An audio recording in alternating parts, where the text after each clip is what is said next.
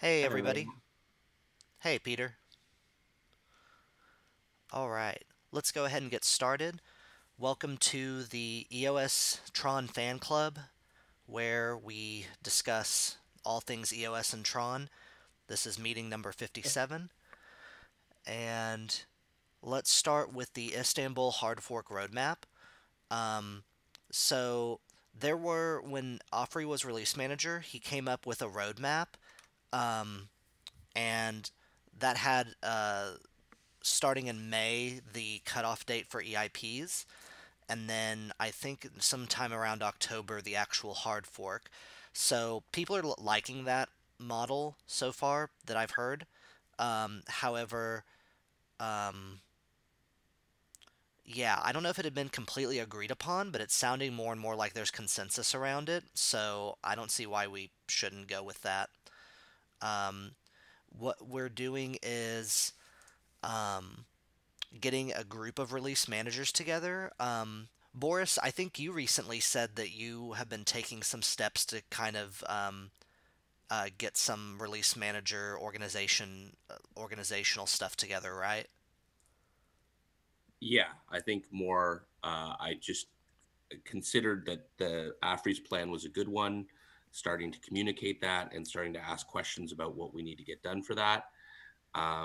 The Joseph DeLong, who's been working with Ethereum cat herders, has kind of stuck up his hand and said that from an Ethereum cat herder's perspective, he can be a point of contact to help whatever needs doing, and using the Ethereum wiki to flesh things out and have a spot to work on.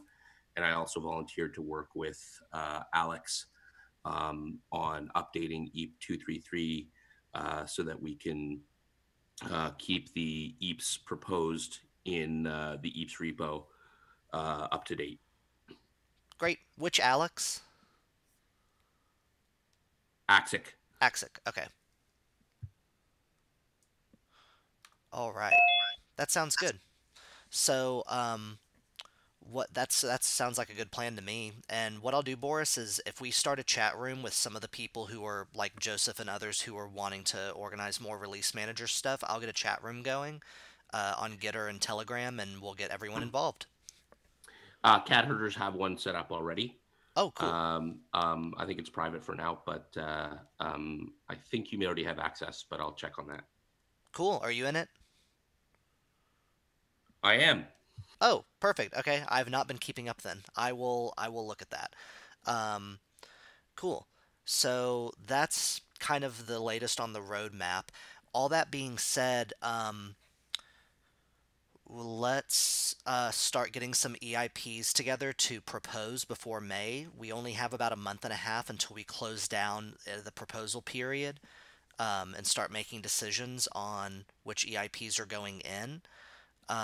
So anyone who has EIPs that they really wanted to, go into the last fork, this is a great opportunity to get them into this fork. So start the way to start discussing those is to put them on the core dev meeting agendas, and then I will add them to the agenda and bring them up during meetings. Um, Hudson, yeah, will you somewhere be keeping track of uh, sus- the suggested EAPs for the next hard fork, and then eventually follow up them with the status of when we discuss them, yes, so I'll that get a there's doc a list together. of these are to discuss, these are decided, these are rejected, kind of. So this is already on the Ethereum wiki, and the change that Alex and I have suggested is that we actually make them as pull requests into the hard fork meta EAP 1679. So this is really just following the suggestions and process that AFRI had started, with the tweak that, hey, let's use PRs so that we can actively track things, and then Hudson and others don't have to manually maintain a doc. Okay, that's So cool. So you will create a new meta EAP, and the process to get something discussed basically is to make a PR against that meta EAP, linking your EAP into it. Kind of. exactly, just in a proposed section, and then it can move through. Again, still suggest it for core devs call to actually bring it up for discussion. But in terms of tracking, EAP 1679 is the existing Istanbul hard fork meta. Perfect. Do Thanks. we need to clarify anything about like these EAPs that people should propose need to be hard fork related EAPs, because the majority of them are not, and even in this list that you posted in chat, like 778, as far as I know, doesn't require a hard fork, so it doesn't really need to be on this roadmap. So that's the exact kind of things that we need to do with the formality of actually adding it to 1679. Obviously, the wiki is editable right now, and the 1679 I'm proposing should be canonical. If it's not on there, it's not going to be considered. I'll track down. I think the author of 778 might be on the call today, so. Yeah, is that Felix or... yeah, Felix. I don't know if he's on the call. Oh, no, he's here. Cool. We'll talk about that more then. And good point, Fred. We'll watch out for ones that only require that do require a hard fork rather than something that can go in before. Educational and like getting the word out that people should propose EFEs, that it's something that requires a hard fork, right? Like they can propose non-hard fork EFEs anytime they want, and they might get implemented any other time. Yep, sounds good. Can everyone hear me? My computer freaked out for a second. Yep. Yeah. Okay, Yep. Perfect. All right. So next up, ProgPoW update. Just a second. Sorry, I had to cough. As I discussed last time, there are two components of the ProgPoW audit. There's benchmarking, and then there's looking at basically how efficient a ProgPoW ASIC would be compared to a graphics card and what the efficiency gains would be. And let me pull up the proposal. There's a proposal that's been submitted, and I'm pulling it up here just a second. And there's going to be another one submitted hopefully today from another group. And what we're doing, the cat herders are looking at both proposals, and we are basically going to evaluate them and then make a decision next week which one we want to basically try to get funding for. So if I understand correctly, there has been none work done yet on this. There's been no work done on this, yes. Or I should say there's been no work done on the audit itself. No. Let's see. So yeah, something you asked Martin, I think, in the comments has been if the overview and claim. So basically, here's what the questions that the second audit would answer.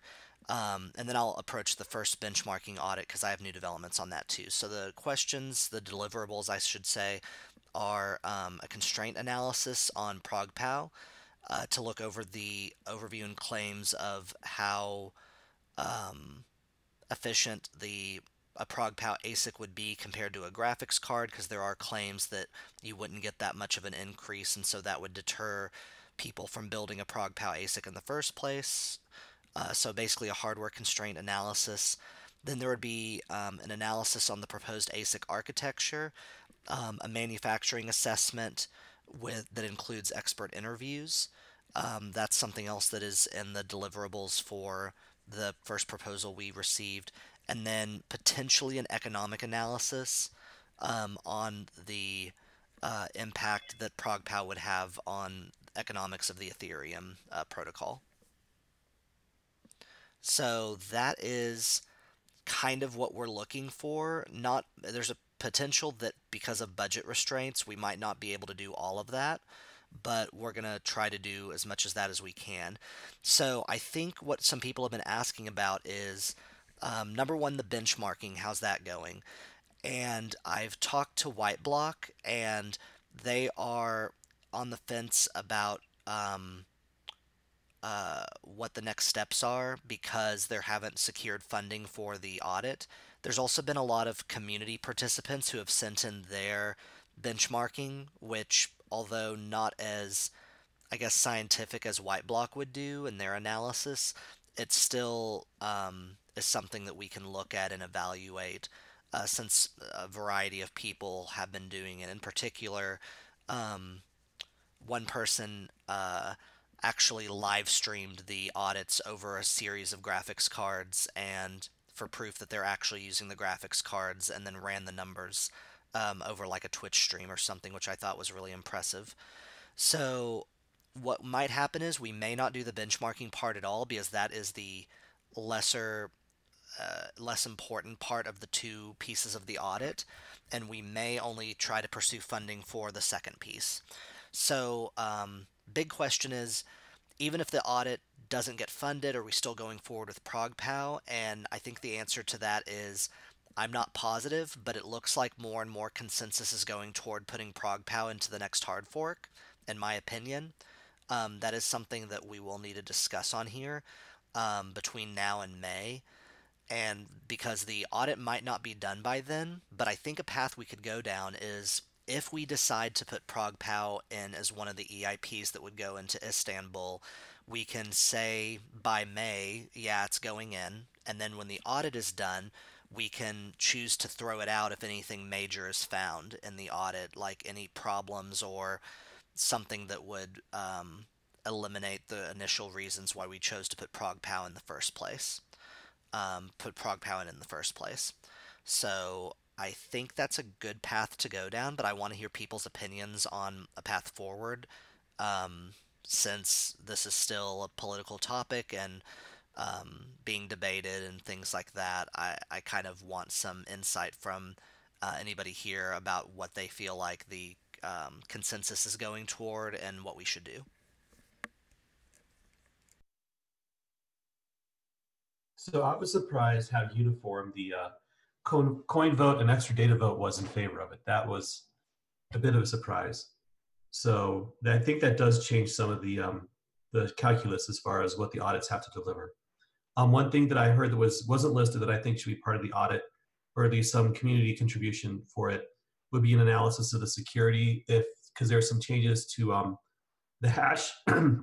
Kitchak is going to a 32-bit version instead of a 64-bit version, and someone with real cryptography training and experience might be useful for them to go over, make sure that it's been done right. To my look, it is, but I'm not a trained cryptographer, and you shouldn't trust me. So. Okay, that's something we can definitely consider. Other comments? Yeah, I spent some time with the cat herders over the past couple of weeks trying to understand like the ProgPoW community, like where they're at. And one thing that they seemed frustrated about was the lack of clarity about like the next steps. This came up in a couple forums. And I think this idea of conditional acceptance is something that would at least help sort of them, like people interested in ProgPoW, gain clarity about like, okay, this is really the only missing piece. It's like, if the audit is only green flags, then it's going in. Because I think there's a fear that because the work on the audit is not started, then if it starts too late, then it won't make it into Istanbul, and then that's another 6 to 9 months for the next hard fork. Yeah. Yeah. Oh, go ahead, Martin. So my thoughts on the matter are that, I mean, any EAP that we accept for a hard fork, if it later turns out that there's something horribly wrong, yes, we're going to pull it. So it's always going to be conditional acceptance. And we have actually made, it was my understanding that we at one point did make a conditional acceptance of this EAP. And now that, I mean, on the court of call, now we see signals from miners, we see signals from coin holders and CoinVote about accepting ProgPoW. So I think, I don't know if we should, consider ProgPoW to be accepted. And then obviously if the audit turns out there's something horribly wrong, we can remove it. And I think ProgPoW is going to be the historically simplest thing to pull out of a hard fork because it's totally unrelated to everything else. And we're not going to have to rewrite consensus test cases just because we remove it. Yeah, I think that was about it. Okay, so the one question I have related to that is when we say something goes horribly wrong, are we talking about like figuring out that it has something like the hash function is just fundamentally broken or something like that? Or would it be something like, oh, it turns out an ASIC manufacturer could make this thing in a month and it would have a 20 times or 20x like increase in efficiency, so really it wouldn't make a difference in the first place? I mean, either of those, but it's hard to say how we could. We would have to discuss it when we get the audit results. But if it turns out across all kind of sense that it's trivially easy to make an ASIC for it, then why would we do it? I mean, why would we switch proof of work if there's no improvement? Yeah, that's kind of the feeling I'm getting from others too. Can I get some comment as well? Sure.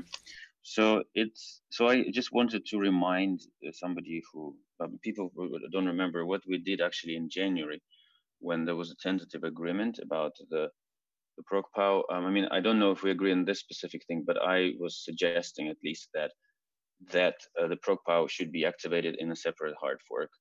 And then, but now we seem to kind of defaulted back to the old ways of basically bundling things out.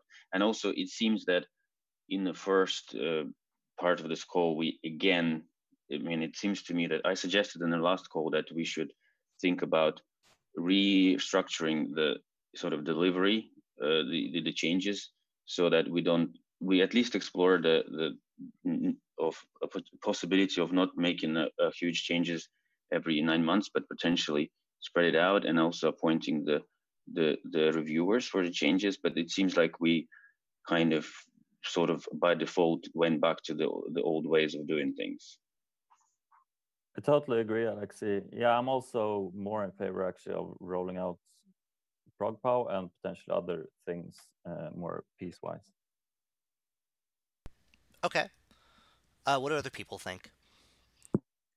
It does have a lot of advantages because it means that like both there's fewer things to worry about, but also like there could be two different pieces, like different strands of work could happen in parallel, where like basically finalizing and rolling out ProgPoW would happen at the same time as implementing the other hard forks that might require different kinds of test cases and so forth. Hello. And also, sorry, yes, go, Greg. How long does it take an ASIC manufacturer to deliver on some promise? Like 20 is ridiculous, but 2, 3, 4, whatever. If we got evidence that an ASIC manufacturer could actually beat ProgPoW, how long does it take them to actually roll out a chip?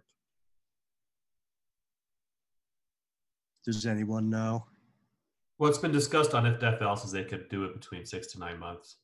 But that opens up another question of, is it economically viable? If they need to use HBM or whatever it is, it's some really expensive memory, and they can do it in 6 months, and it costs 10 times as much to make the miner as it would an eTash miner, even though they get the same improvements, that adjusts the economic impact of it. Okay. I mean, this would seem to be irrelevant to the consensus we already made. Wait, you're saying what would be irrelevant to the consensus? Your question, or? We already decided we're moving unless there's technical issues. So being told by someone that, oh, we can do an ASIC after all, but it will take months and months, I kind of shrug and go, well, put your money where your mouth is. And that's what the audit's for. The audit is to actually basically go through the exploration process of creating that ASIC without making the ASIC, so they can know what the efficiency gains would be and without actually building it. This is a separate audit from the security audit?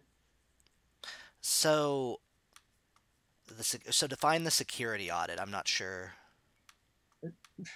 We made a consensus to move forward unless technical issues arose.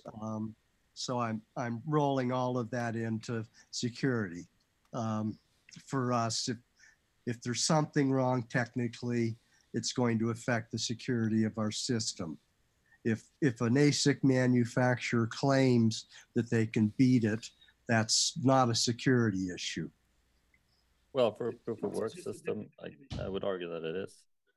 Yeah. So these are two different issues. So one issue is ProgPoW a good proof of work algorithm in general? So that is maybe what the security audit that you would be referring to would actually determine, is whether it's a suitable proof of work algorithm at all. But I think we're reasonably sure about that by now.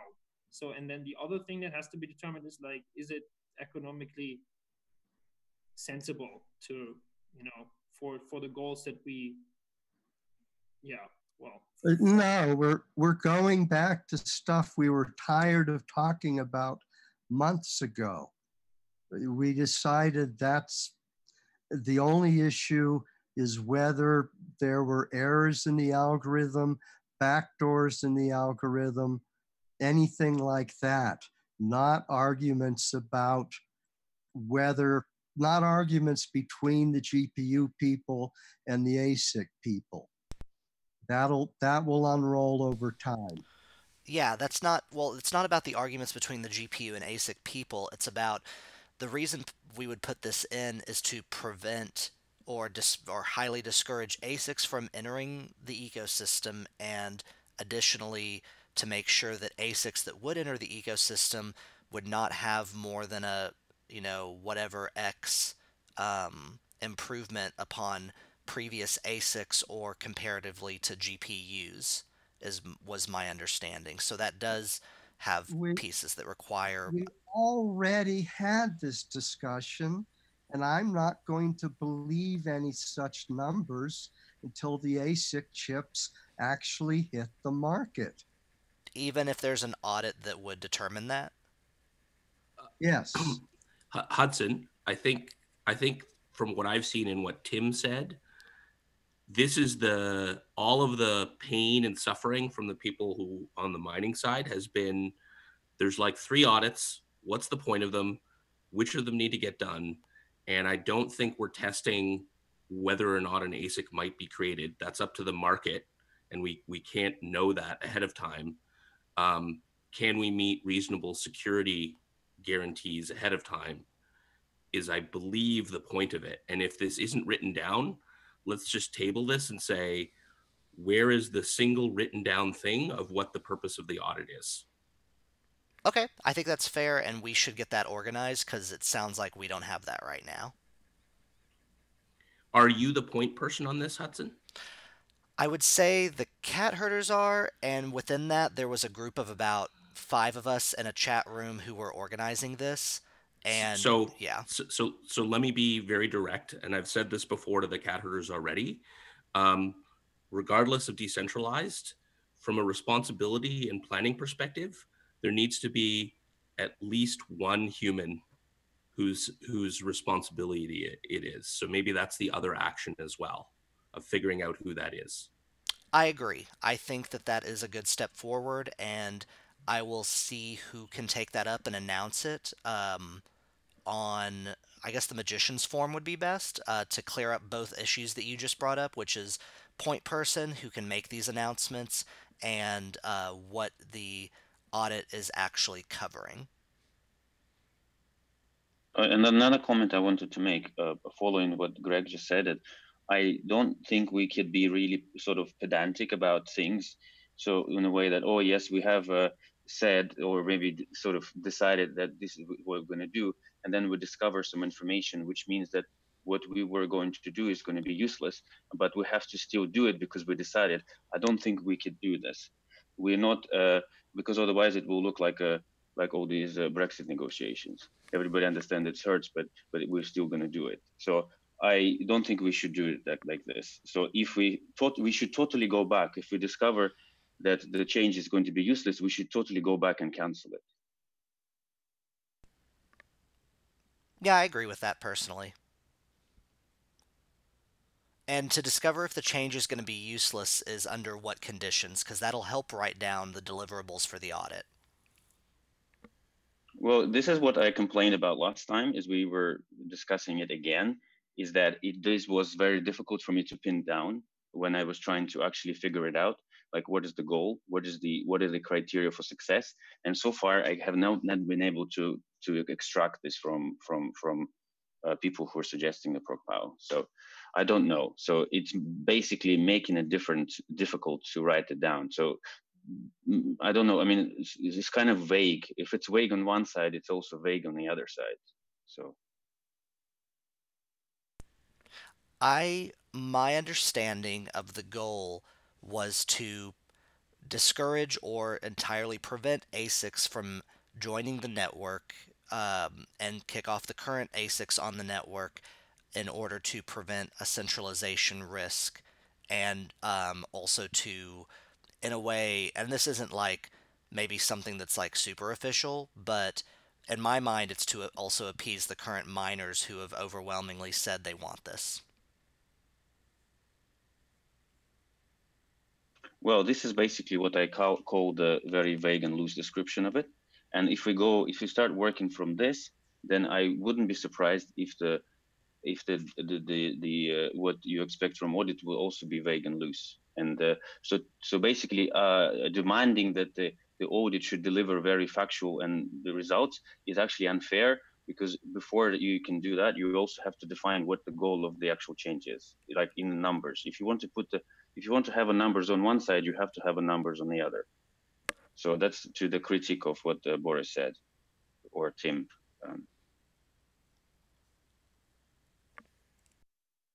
Yeah, well, I would say that it's people who are currently against ProgPoW are the ones that should define what questions do we want answered, or yeah.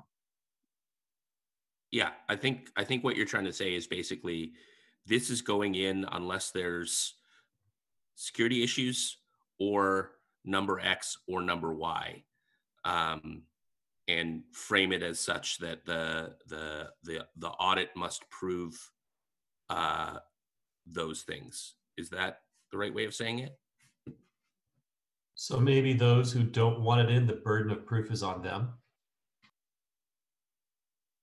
Is it why is that? Is because basically two people in January said on the call, and actually I was one of these people. I remember how this what we call consensus has been made, because basically I said that we need to just stop procrastinating. This was my exact words, and we should make some decision. And Hudson said, yes, okay, let's make a decision, and that's it. That was your consensus. And then after that, I added that, oh, sorry, I needed to also to add that the change has to be stand on its own, so it has to be in separate hard fork. So if you call this is a consensus made by me and Hudson, then I don't know. It's like now the burden of proof is again on if that is enough to basically to shift the burden of proof on the other side. I don't know what is it. It's a very unfair process. We also had the coin vote and the extra data vote, and a lot of marshaling of support from the ProgPoW community on a lot of the forums. So I think that consensus alone was not what's pushing the burden of proof on the detractors. The miners have a large stake in mining, and they've spoken fairly uniformly, which honestly surprised me. The consensus was not just two people. It was everybody on the call, and it was months of discussion leading into it, so that anyone who really cared should have been on the call. And, if you don't object to a consensus, that's part of the consensus. Nobody objected. Many agreed. Nobody blocked it. We had a consensus that it was moving forward unless there were technical issues. Not whether GPU miners liked it, not whether some ASIC people came up and said they hated it, not whether some ASIC people came up and said well, we can beat it. We really can. None of that. Now, I am fine with saying it doesn't have to go into a particular hard fork. And I remember Martin in a previous round saying we really should have a separate hard fork just for it. And that's a good idea, I think, because it takes the pressure off. It takes the pressure off finding the technical issues. But I just object a lot to bringing back up, any of these non-technical issues. I don't particularly believe anything, the miners have to say about it until they actually deliver, especially because if they really can, they would keep their mouth shut and just make some money. Otherwise, it just doesn't mean a damn thing to me. Okay, so that's I just want to comment on the very first thing that you said, which is I think is not was not common understanding. So you said that if somebody is on a call and doesn't say anything, which means that they agree with the decision. I actually probed this. Guys, just to interrupt, in the interest of progress, can we agree on, say, a timeout of 5 minutes from now for ProgPoW discussion? Okay, I understand. So basically, I just want to say that it's against my understanding that everybody who's joining the call and then doesn't say anything agrees with what's been said, because in this case, a lot of people would just refuse to join the calls. So that's what I wanted to say. Consensus is not about everybody agrees. It's about nobody is blocking the consensus. Okay. So let's move on to the next thing, and good idea, Vitalik. We'll put a pause on that and come back to it either hopefully later in the call. So the next thing is Felix's EIP 778 for Ethereum node records. Felix, if you can give us a couple sentences on what that is and what your proposal is to see what everyone feels about it, and just to also clarify that it doesn't involve a hard fork. Yes, all right. So so the story behind the Ethereum node records has been that I submitted the EIP in late 2017, I guess. So it's more than a year ago. And it was kind of the first EIP to be submitted in this series of EIPs, sort of like general peer discovery improvements. But my problem is, so first of all, so what is it? So it's a definition of a data structure that can be put in like any network protocol, but the specific intention is to put it in the current node discovery protocol and in the next version of that. But the intention behind making it a separate EIP is because this data structure is kind of universal, and it's actually very useful to agree on a common format for node information, regardless of the system that it's being relayed in. And I hope that some people have actually read the EIP because it tries to explain that in a bit more detail, and it gives some more examples. And so that's what it is. So to answer the second question, no, it doesn't require a hard fork because it's basically a data structure that isn't involved with Ethereum consensus in any way. So, and the other EIP that I'm not bringing up for discussion today, though, but that would kind of be sensible to include at the same time, is the ENR v4 extension. Sorry, I don't have the number handy just now, because I'm on my phone. But basically, that one would kind of, like Matt Help suggested, that it would make a lot of sense to activate that at the same time, just to have a use for this format, because just having the format alone, it doesn't actually buy you much. You kind of have to, relay it over the network for it to be useful. So it will be good to just have at least one use of it in the sort of agreed upon set of protocols. But so I think this answers both of your questions. And the way I would like this discussion to go is to just, if anyone has any questions, I'm happy to answer them just now. So. Okay. Felix, I have read your EIP, and I think it's long overdue, this EIP, and looks pretty simple to me. My only question is that, what is the upgrade path that you're thinking about? Like how can we actually get into it? Does it require everybody to upgrade simultaneously, or can it be kind of done over some period of time? No, so there's no so with this with this EAP, there's actually, because it's just a data format, the way that the like implementation consensus will be achieved is that people would just implement it, and then we kind of, you know, be able to compare, you know, the records generated by one implementation to the other and say, I don't know, a unit test or something, and we basically, yeah, know that both like all implementations can generate these records correctly, and they are actually sort of valid. And then when it comes to integrating it into the discovery, this is something, again, that doesn't require any specific like cutover date or anything, because we can make this change in a backwards compatible way such that nodes that do support it will use it or can use it, and nodes that don't support it will just ignore the feature. So it's really like, so I would recommend to include this comment that you just made, like with the actual upgrade path into AIP, maybe to so that it will be easier to. It is kind of in the other EAP that actually uses the format. So, but this, again, the 778 is just about the format. So the thing that I kind of wanted to get for a long time was for someone to just kind of look at it and sort of like sign off on it, like saying, okay, I'm a client implementer.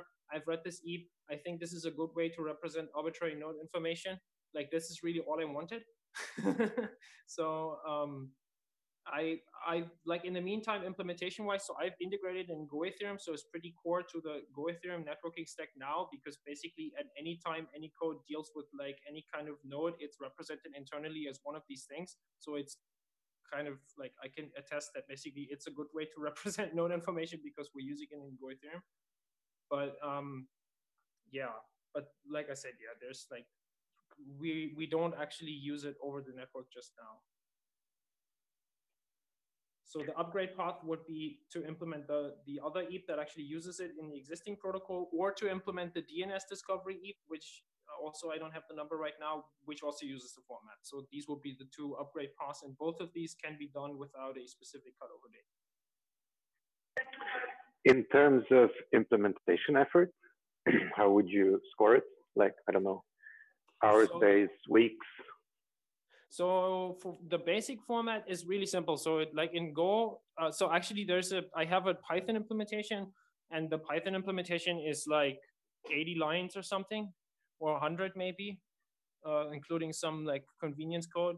And the hard part about this format is that actually, like, just the format itself is really simple. I mean, it's an RLP list of variable length containing, you know, alternating key value pairs. And there's some crypto involved for, you know, verifying the signature and everything, but that's it. So it's a really, really simple format. It's literally just an RLP list containing key value pairs. Like, that's all there is.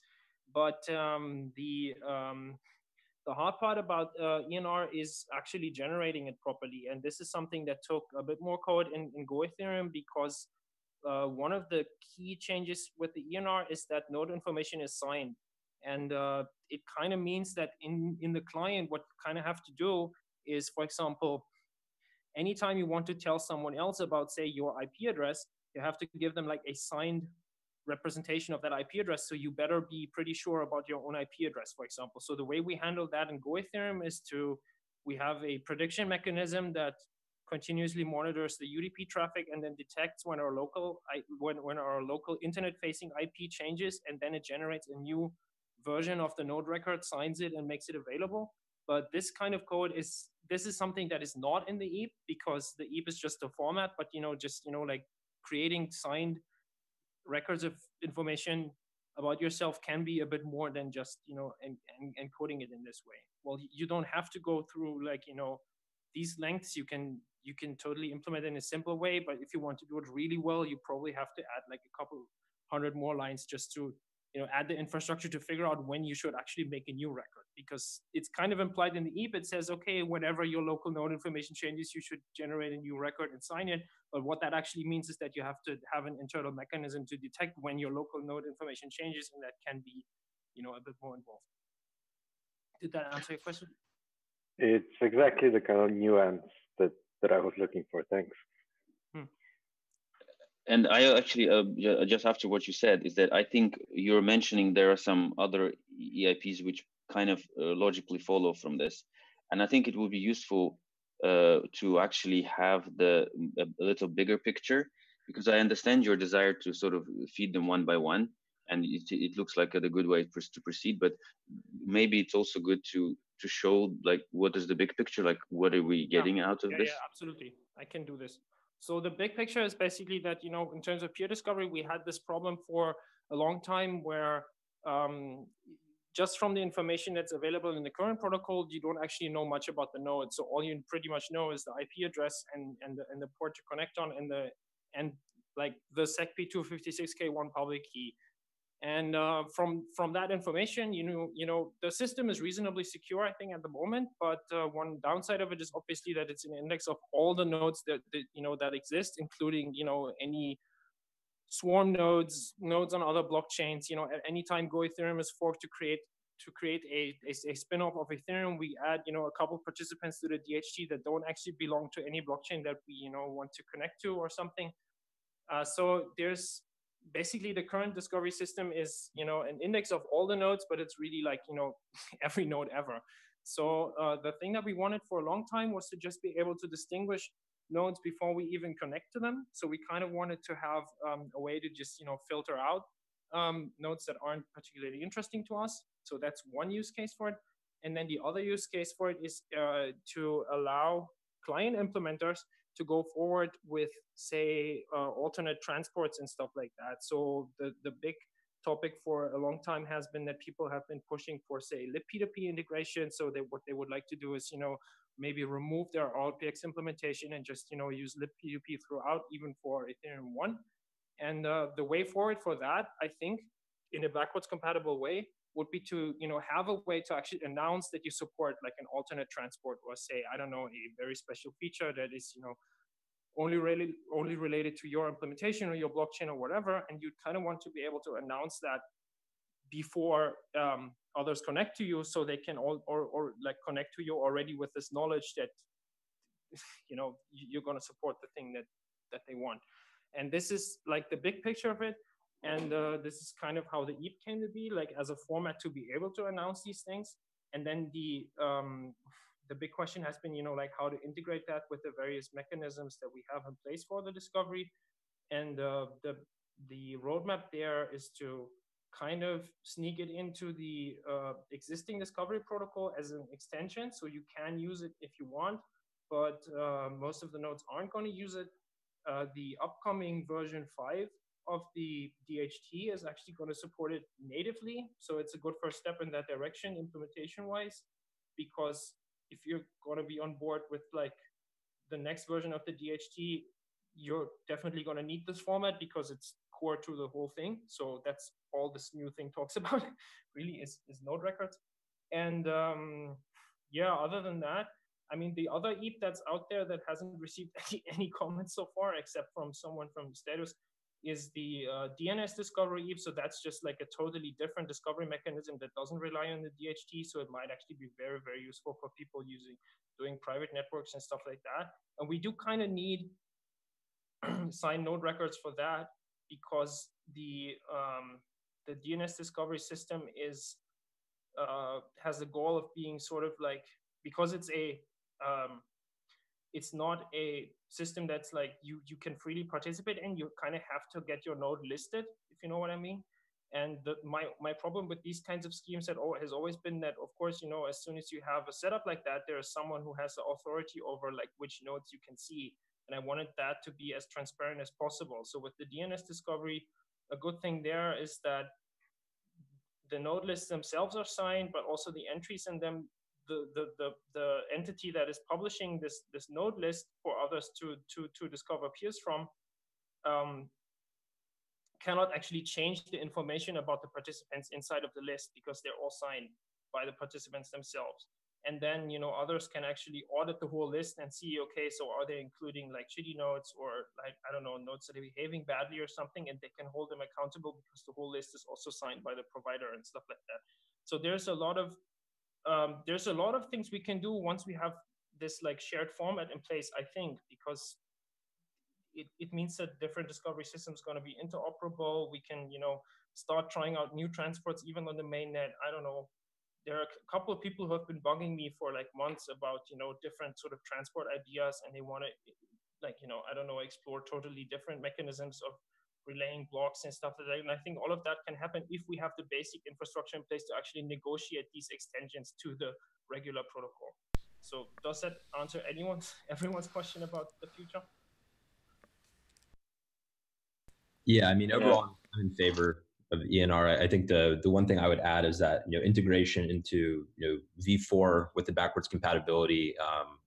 Some of the methods are more of one-off exchanges between peers. Do you envision adding some sort of propagation and query mechanisms to get ENR records? So, for example, can I go to a peer and say, hey, can you give me all of the peers you know of that have this in their ENR records, so on and so forth.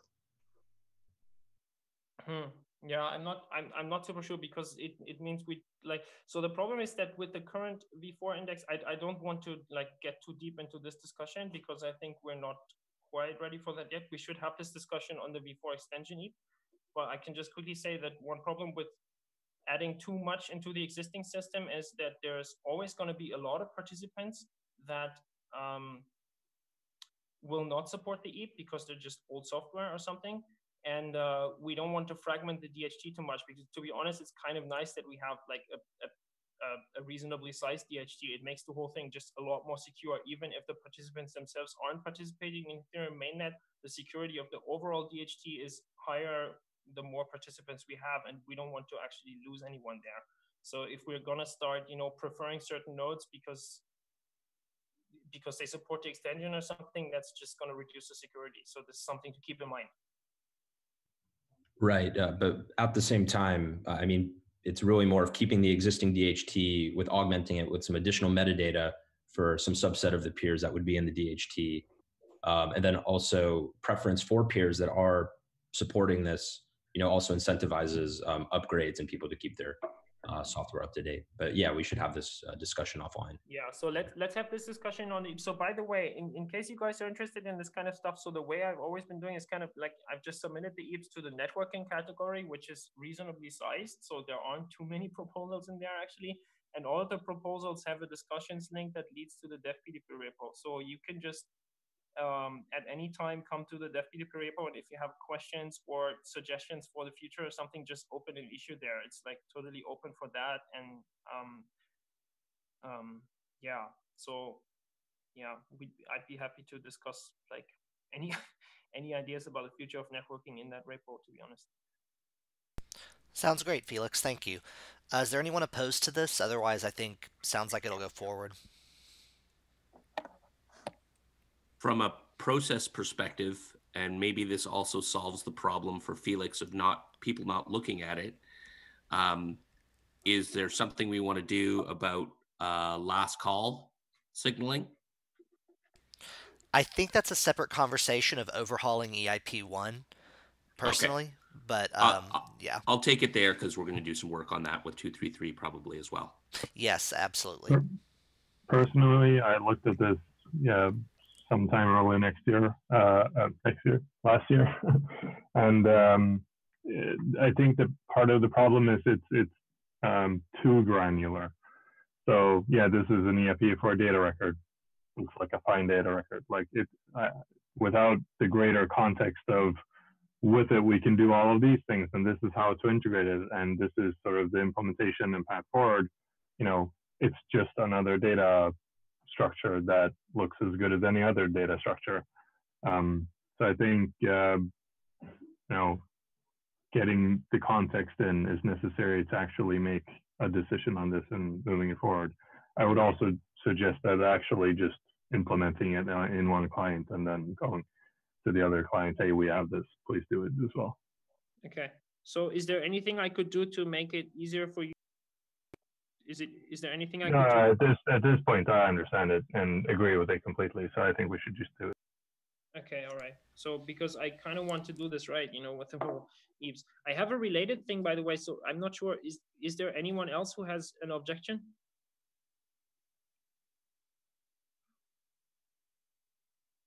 Okay, I'll take this as a no. So I have a very, very quick related question. I'm sorry I didn't put it on the agenda. So we've, over the past weeks, what we've done is actually we've revamped the networking specifications one more time. So I think they're really, really complete now. I'm actually happy to say that we have a like fully specified network stack now, like from the ground up. So there's like the specs are really comprehensive now and should be sufficient to implement from the specs alone. That wasn't actually the case previously.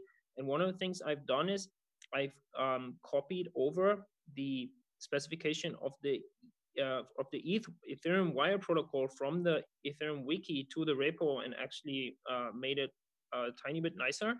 So, and I just added basically like I've kept all the content, but I've just, added some more explanations about certain concepts and stuff. And I added a description of fastsync and a description of full sync that actually matches the current protocol and stuff like that. So what I would like to request is that I'd be allowed to replace the spec on the wiki with a link to that, actual specification in the repo. And then, from now on, if anyone has anything to add to the spec, they kind of have to open a pull request. Would that be okay for everyone? Or is that like too much authority on my side? I don't know. No, I think it's a great idea. So we do need this more specific. If you think that you're done, you've improved the specification, I think we definitely need this, more of this stuff, right? So, Yeah. So, I mean, the same thing has happened. The JSON RPC spec just got merged into an EAP, but a bunch of interested people have turned it into a separate repo. I think this also nicely falls out into working groups of certain areas of the stack. So having it essentially have an EAP that points to the repo and knowing who's responsible, super useful. Yeah. Okay, I agree. So the other thing that we've done is we've also moved the light client specification there. So it's just alongside the ETH specification now, and they're like actually similarly good. So it might actually be super interesting for people, because I think most people actually had a hard time finding the light client specification so far, because it's been, on someone's private repo wiki page. So it's there's now actually an official place for it also.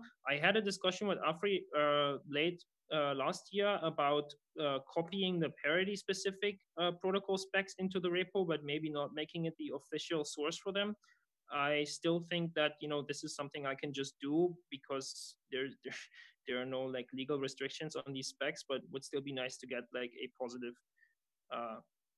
feedback from parity about, moving or at least copying those specs into that repo also.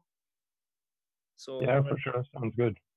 Okay, so we can just do, we're just going to do this next week. Then we're basically just going to copy your markdown content and just, insert it in the repo. And then I'm not sure how I'll let you know if someone wants to. Well, we could make a follow up on the next call and just see how it went. You can just come and tell us how it went, all this specification things, right?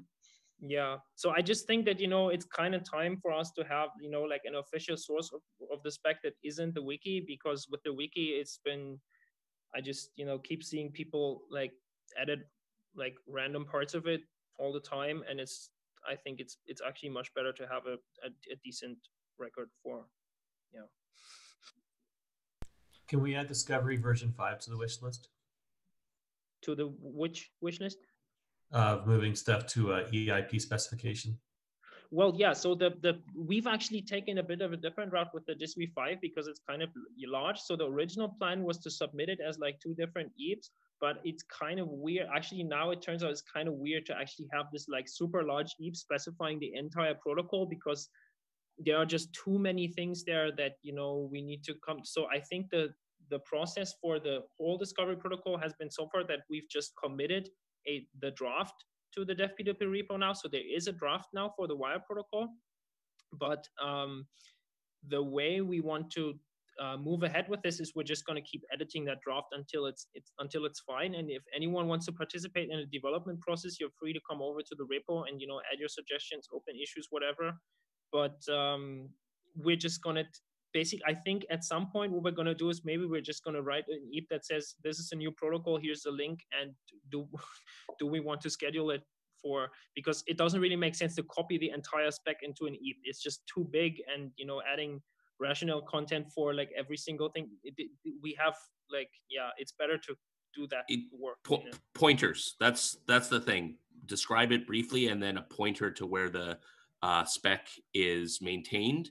Maybe an additional thing again in the who are the humans, where if the EAP can get updated for who's the point of contact, that would be really useful. Yeah, so but it's too early for the EAP now because we haven't actually fully finished. I mean, there are so many interested parties in Discovery v5. I mean, we're also discussing it separately in the Ethereum 2 discussions and with IPFS people who are also like sort of interested in it. So it's just there are too many people interested in it right now to just make the EAP now and sort of finalize it. We just have to finish it first. So yeah.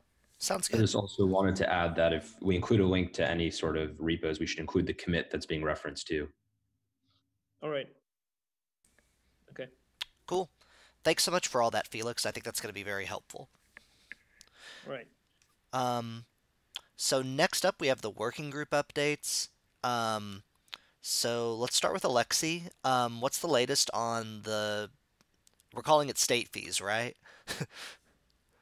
Yes, we still call it state fees because it's still I mean it's now kind of moving maybe in a hybrid territory between state fees and something stateless. So last meeting I mentioned that I started to do some data analysis on the viability of the stateless clients, and so what I did since then, I have coded up the prototype, which is essentially producing the block proofs in some serialized format. And also on the other side, it actually parses these block proofs and tries to execute blocks using those block proofs, and so verifying all the hashes. So this way, I kind of am sure that the number that I'm getting is pretty accurate. So of like how many bytes do I need? So far, I've been able to run this through to the block about 4 million. And there are some issues on the way, but I solved them, but then there's still more. So I could give you some preliminary data, but it doesn't mean a lot because the interesting things are actually starting after the block 4 million. So let's give you a quick overview of what I found. So essentially, first of all, the block proofs in this stateless client idea comprises of several things. So first of all, it's the hashes, which are basically the components of the proofs, of the Merkle proofs. So then there are the keys and values, and so essentially these are the leaps of the state trie. So the keys are essentially like the hashes of the accounts, and the values are the serialization of accounts. So these needs to be present for the cases where, for example, the transaction reads out of an account. So then there is codes of the contract. So if the transaction accesses a certain contract and needs to run something, the block proof has to provide the code of the contract. Otherwise, and there's no way to execute it. And then finally, there's also something I call masks in this way, because so essentially this is the way to describe the structure of the proof, because the proof is essentially is kind of the portion of the tree starting from the root, and you have to describe the structure somehow to be able to reconstitute this little subtree from all the hashes and all the short keys and values. And I also split the analysis in two parts. So I do separate analysis for the main trie, which is which contains all the accounts, and also separate analysis for the contracts. So in the reason why I do it is because we want to evaluate whether we want to do stateless clients for everything, or we just want to do stateless clients for contract storage and do the state fees for everything else, for the actual accounts. And so far up to the block 4,000, the rough numbers are so let's say that first for the hashes. Okay, so the masks that describe the structure are pretty insignificant compared to the hashes. And let's say that the block 4 million, the size of the hashes in the proof are about 130 kilobytes per block, but I expect this number to rise. So this is only for the non-contract storage, so it's only for the accounts. So for the contract storage, the number is about 60 kilobytes. So in total, it's going to be 100 and let's say 40 plus 60, it will be 200 kilobytes. This is only for proofs, the hashes which constitute the proofs. And as I said, the structure is insignificant. And then for the keys and values, so keys and values which are not in the contract, they are about 6 kilobytes per block, and the keys and actually no, not 6 kilobytes, 12 kilobytes per block, and the contract keys and values are about 4 or 5 kilobytes per block. So and then the codes of the contracts are about 50, 60 kilobytes per block. So as you can see that the biggest part of this whole thing is so far the proofs, the hashes. But as I said, that the activity of with the contracts will increase, and so we will probably see a bigger explosion of this. So I will keep the running the analysis, and I hope for as soon as I get some interesting numbers, like for block 5 million, 6 million, I will publish it in a blog post. But that's basically update, and I hope to include this into the next version of the state fee proposal.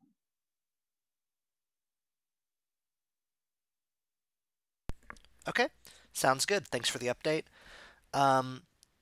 The other piece we have for I guess we're still calling them working group updates. FV64, call for proposals and stopgaps. That was Matthew Halpern and Jason Carver. So Matt, if you could explain what that is and any updates on that.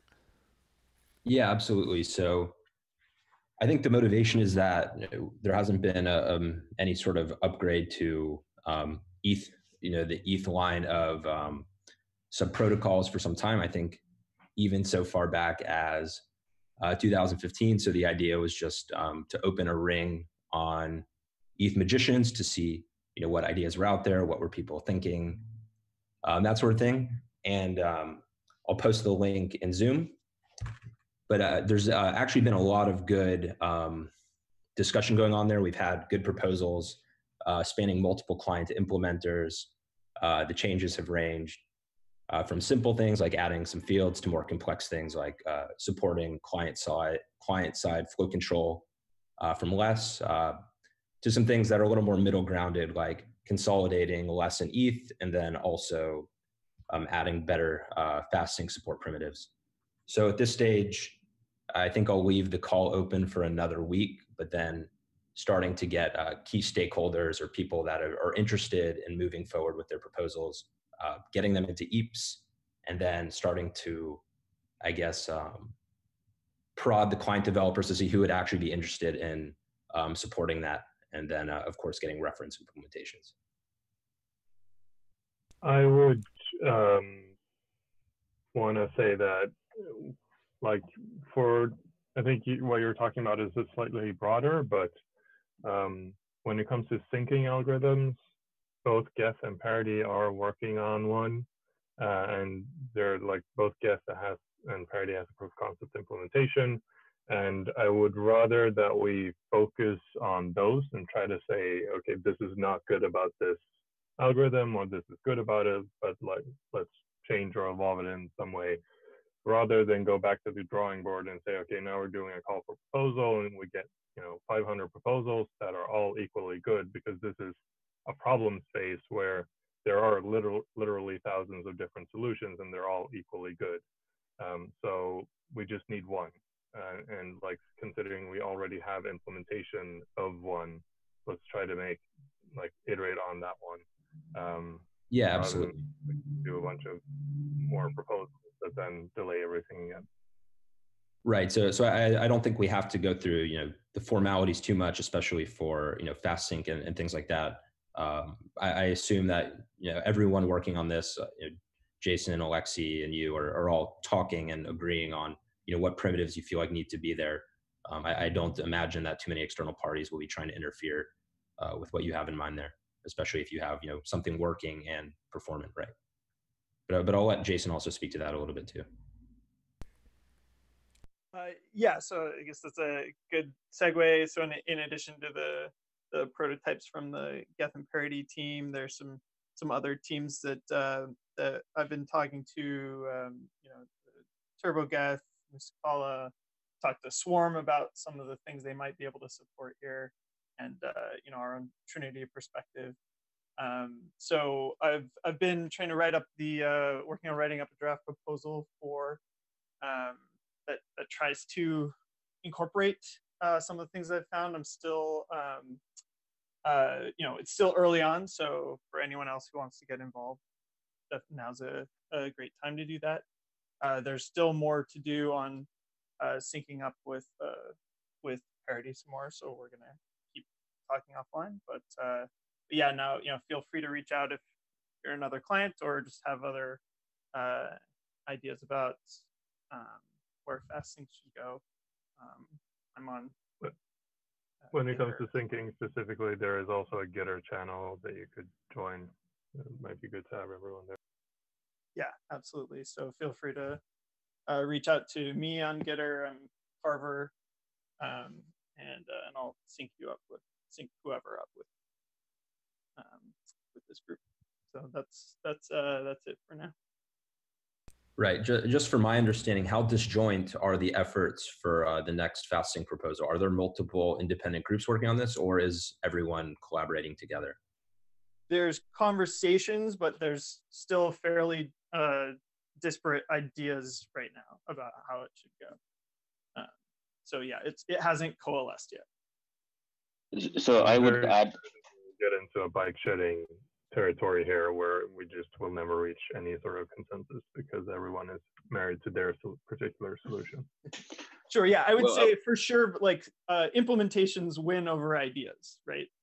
So that's like a quick way to whittle down from ideas to the final solution. But I do think it is important to talk to different groups and figure out what concerns they have, just like you mentioned, right? But we should iterate on the ideas that are implemented for sure. Yeah, so I wanted to add to this. Yes, the reason why there is no it looks like there is no convergence so far on these ideas is because, as far as I know, that most of the groups are trying to actually make some kind of implementation or modeling, because the subject itself is not so simple as that you can just figure it out in your head. You actually have to do some coding and modeling and stuff like that. So once we've gone a bit further on that, we can actually see the ideas converge. That's what I would expect. So it's a bit too early. So that's why I would suggest not to. So I was going to kind of suggest that we should not, in this situation where there's a lot of activities on some topic, we should not try to constrain ourselves with some sort of deadlines, like, okay, by May we have to do everything, because that kind of makes us cut corners. We only need to have a deadlines when there's not much activity going on, and just but if people are genuinely like writing code and trying to make things work, then I think we will have to give them the runway. Sure. So we can see if there are any v64 enhancements that can be separated and don't interfere with the sync work. That seems perfectly fine. Okay, cool. That all sounds good. Is there anyone here who wants to talk about eWASM or simulation? Okay. Actually, I was just looking for the mic. Yeah, I mean we've been working. So we met in Paris, and then the guys met in Budapest, but I wasn't part of that. So there's been some conversations and some work on the what's that called, the benchmarks. I'm told they should arrive around next week.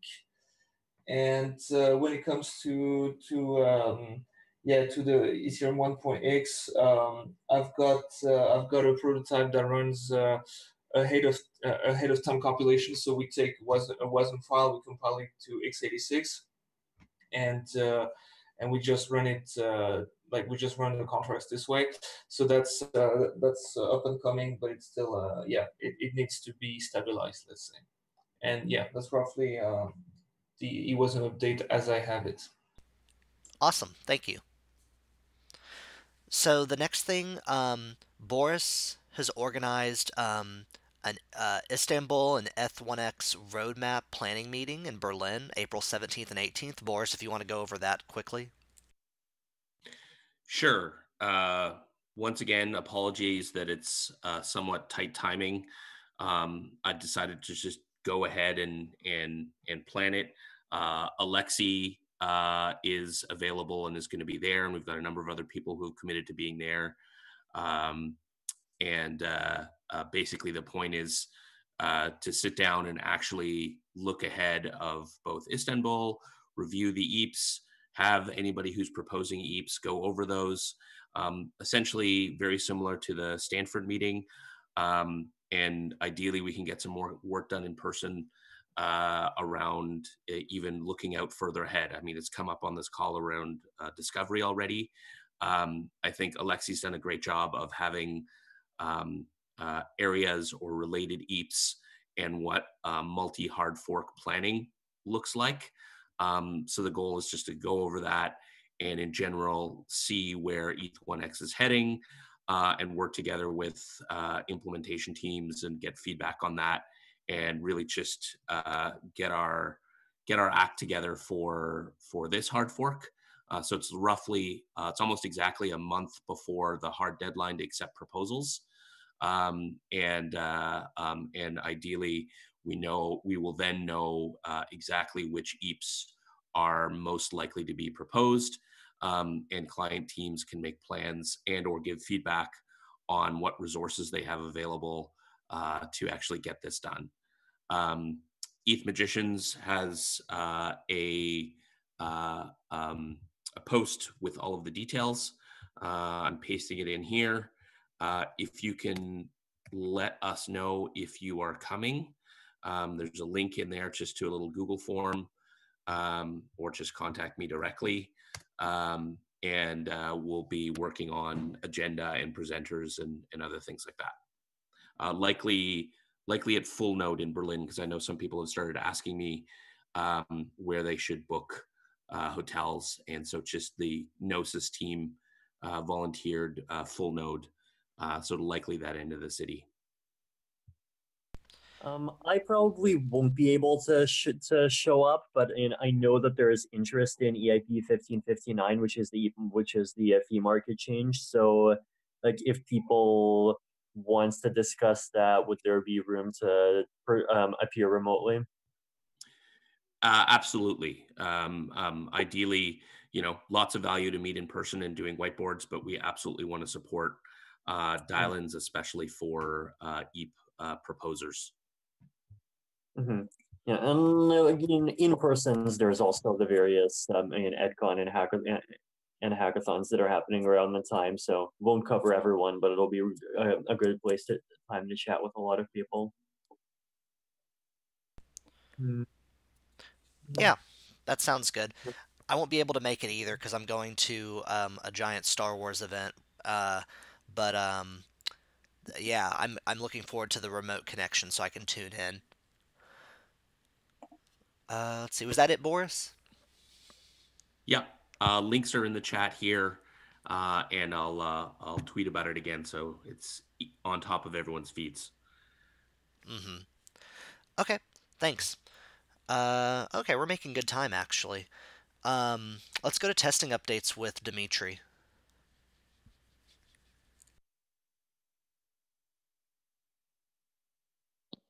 Hello, guys. Hello. So, recent update with the Constantinople changed CPP client, and I now see that not all of my state tests are passing through the RPC. The main agenda for me right now is to make all of the state tests that we currently have to be able to run through retested via RPC protocol. And also some Python team also working on the same kind of thing, and we think to develop a generic Genesis file format mandatory for every client to implement. I actually suggest to open an EAP proposal for every client to implement this protocol for Genesis file, because this Genesis RPC initialization method is crucial to run state tests or other tests through RPC. And overall, I think we still need to support test it in a CPP client because it is stable and it works really fast compared to RPC protocol, but it uses CPP client.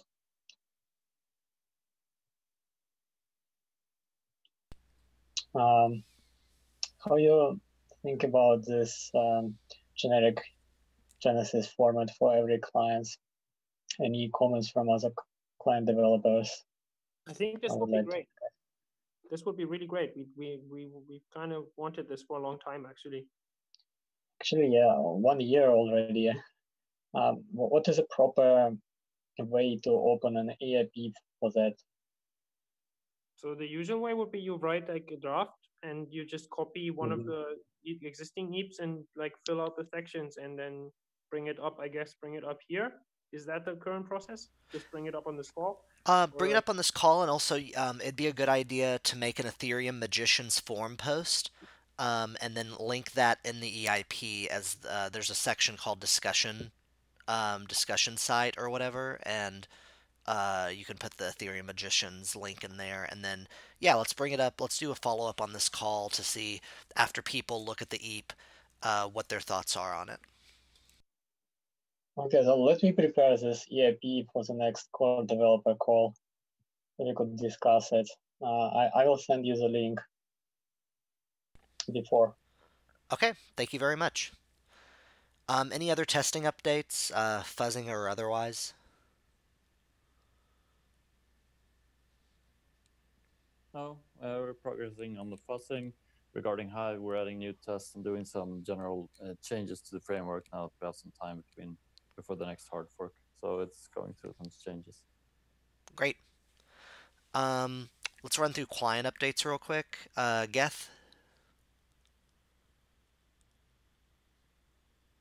I think that'd be Peter. Yep. Yeah. So that'd be Peter. Yes. Can you hear me? Yes. Anyway, as for the client update, one interesting thing that Gary's been working on for about 1 month are level DB optimizations, and actually over the past month he kind of managed to speed up level DB for huge databases, meaning archive node, the big scary ones, by about a factor of 7, which means that well, we haven't really run 2 conclusive tests, but it kind of seems that compared to our current stable release, which does an archive sync in, I don't know, many weeks, 6 weeks or somebody, I haven't actually ever did one of those. But based on our latest benchmarks, we can more or less do that in 7 to 10 days currently with the latest Geth code. So that's, I'm really happy about that. And apart from that, currently we're working a lot on slimming down Geth memory consumption wise, plus doing some final works around the data storage. So perhaps we can move more data out of SSDs and move them onto HDDs. Yeah, that's about it. Wow, so that's 8 weeks to 7 to 10 days, you said? Yeah, I think 6 weeks to 7 to 10 days, yes. Wow, cool. Okay. Did that improve fast sync at all? No, this is archive node. Full sync. But it probably improves fast sync quite a bit as well. Cool. All right, parity.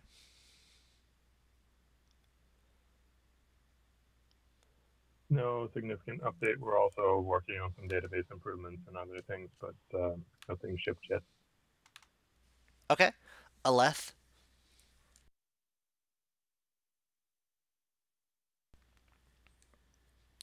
All right. Oh, actually, Guillaume, do you have anything for that? I don't know. I was just going to say, I think Pavel is traveling today. Oh, that's right. Okay. Trinity. I don't think anyone was here last time.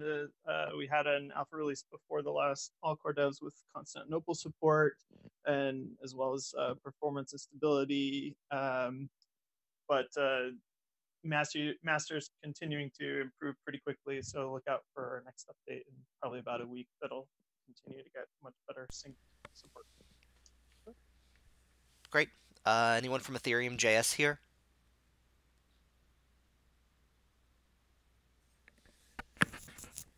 Okay. So Harmony couldn't make it, but they said that they demonstrated 1.5 months worth of stable runtime with no consensus breaks, memory leaks, disk space issues, or performance degradation detected during that period. So the version they have right now looks pretty reliable. That's exciting. Pantheon? No major updates on our end. Okay. TurboGeth? Yeah, no updates from me apart from the fact that I've started to do this prototype of status lines, which is just for the data analysis. Okay. Nimbus? Yeah, well, we've gotten past the Homestead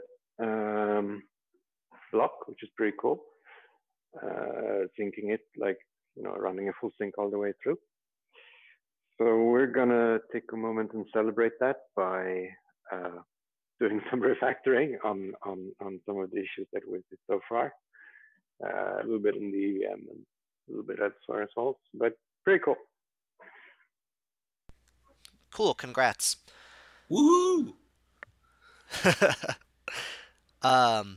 Web3J?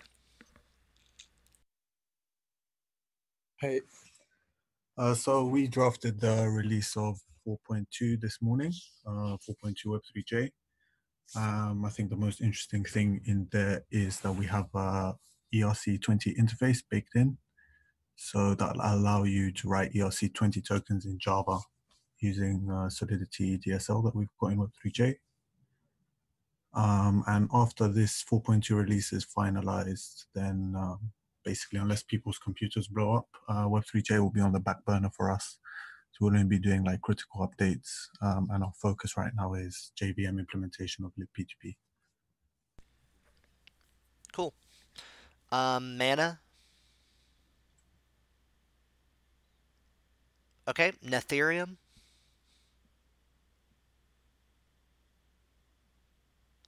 Okay, is there any other clients I missed? All right, let's see, we already, or no, have we talked about EWASM? Yeah, Guillaume gave an update. Research updates, Danny or Vitalik?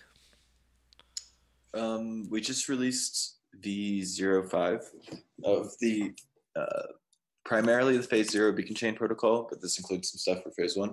The major thing here was that we made the entire spec executable and have a series of state tests, which is a big win. So now that clients can use those to come to consensus with each other.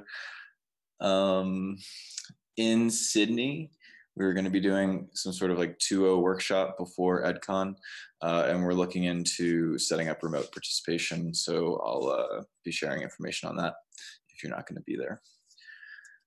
Vitalik, anything else? And I mentioned in the call yesterday that we and I made a lot of progress on the light client protocol. So that's starting to it's at the point where you can start at least looking at it and seeing whether and how it makes sense to start implementing. Aside from that, I would guess the main thing is probably phase 0, like nearing complete, stabilizing, and the phase 1 proof of custody game improving quite a bit. And there's also, I'm also probably just want to repeat my usual kind of plea for more feedback on phase 2 stuff in general. Right, and I think there was a Magician's link recently where you kind of dumped the things. Yeah, and I just basically copy pasted the GitHub issue. Is more visible there. Cool. And I know a number of you have already checked this out, or at least some of the networking people. But there is a basic networking protocol up for review in the beacon chain, in this ETH2O specs repo. So if you haven't taken a look and you have some interest in digging into the networking protocol and helping out there, please do. I'll drop a link in a second. Okay. Any other researchers have any updates? I think there's a few others in here if you have anything. Oh, I don't think there's an EIP written yet, but something that we want to write up soon and push for in the next hard fork is a BLS 12381 precompile in the EVM that would open up possibilities of utilizing the 2.0 things from 2.0 inside the context of 1.0. Vitalik, you have any more on that? Yeah, no, I opened up a magician's thread where I like I linked to one of the light client materials that I mentioned that like an ETH2 light client inside ETH1 would require ELS 12381 precompile, and it would very significantly benefit from a call data gas cost reduction, and that's probably also something that we should consider because it is a one-liner that seems to be in line with the at least what we know about what things are under and overpriced.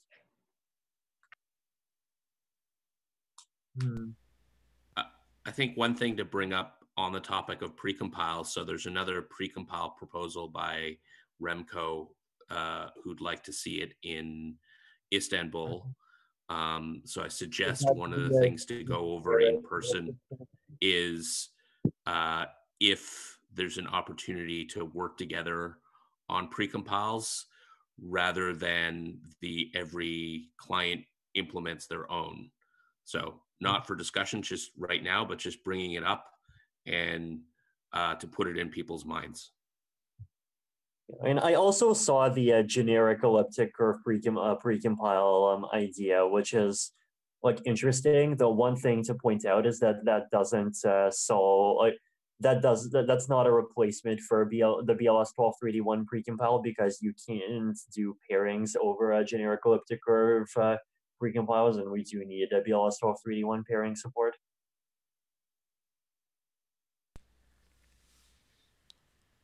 Yeah, I think all of these, obviously we don't want to do infinite precompiles, but get help from Remco and yourself and other cryptographers and see what are the logical ones to get into the ETH1X line. Agreed. And it's also not just a question of cryptography, it's also a question of like what our priorities are. So like, for example, like BLS 12381 is nice because it improves interoperability with the Zcash and all the other blockchains, but additionally does this like extra big thing of making it viable to have an ETH2 light client. Whereas for like other hash functions might have like different value, and it's not about kind of cryptographic viability as it is about what concrete things goals do we want to achieve. Yeah, I definitely agree that the link between 1.0, 1.x, and 2.0 should be one of the priority because we do want to do this. Potentially, we want to do this finality gadget at some point. Okay. Anything else? All right, awesome. We have 1 minute left, and I think we'll wrap it up. We didn't come back to ProgPoW, but so I guess we'll have to do that next week. Do we have, Boris, do we have a discussion on magicians about ProgPoW that's like a central one? Lane cross-posted that, yes. Action items that, and I think Tim's on the call taking notes as well, is mainly just point of contact and audit details. I don't think we need to discuss it again. Like, if we want to have a call right now, is there anyone who's saying, ProgPoW over my dead body? Otherwise, it's over to audit, and we only need to bring it up again if there's an update from essentially the audit working group. Does that make sense?